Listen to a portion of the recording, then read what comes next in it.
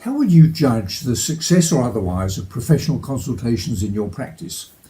It's a really important question because the conversations between your clients and your vets and nurses form the basis of hundreds of individual client-practice working relationships, which will determine the potential success or failure of your veterinary business. The question is easy to ask, but not so easy to answer. Why? Well, because we have to take into account the views of all the interested parties, including, of course, the client, the vet, and or the nurse.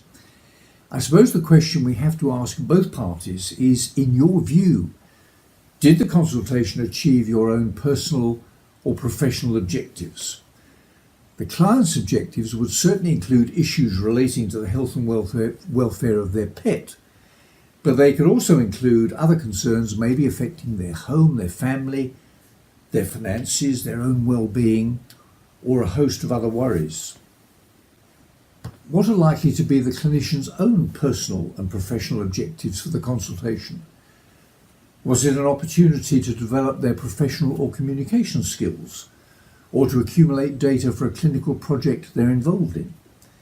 Maybe they see it as a clinical puzzle to be resolved, a contribution to a key performance measure they're investigating to improve their career prospects, an opportunity to restore health to a sick or injured animal, or to help a client in distress, or maybe simply as a pleasant way of getting them 20 minutes closer to an evening off duty. What about the other interested parties? What about the patient? Well, in a veterinary context, it goes without saying that the client and the clinician would both be expected to include specific objectives concerning the health and welfare of the patient. And then, of course, we need to consider the specific objectives of the business which employs the clinician and provides them with the salary, the professional support, the facilities, the equipment, the drugs, the supplies, and all the other resources they need to consult with their client.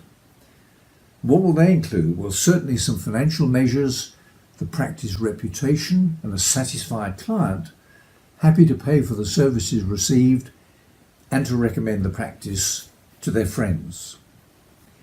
It's really only when the individual objectives of all those interested parties have been achieved that we might conclude that the consultation was a successful one. A much simpler and quicker way is simply to ask, how was it for you? How? By asking the clinician and the client a few simple questions immediately after the event. Questions like, what did you tell the vet was the problem, or what did the client say was the problem? What treatment, procedure, or other action was recommended? Have you both agreed to that and made the necessary arrangements? Did the consultation meet your own personal objectives? And in your view, was the consultation a successful one? Then you simply count up the overall score in which the answers from client and vet matched.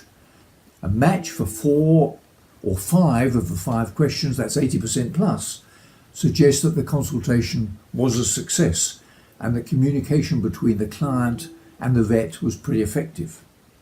A score below that, on the other hand, might suggest there's some work to be done. See you next time.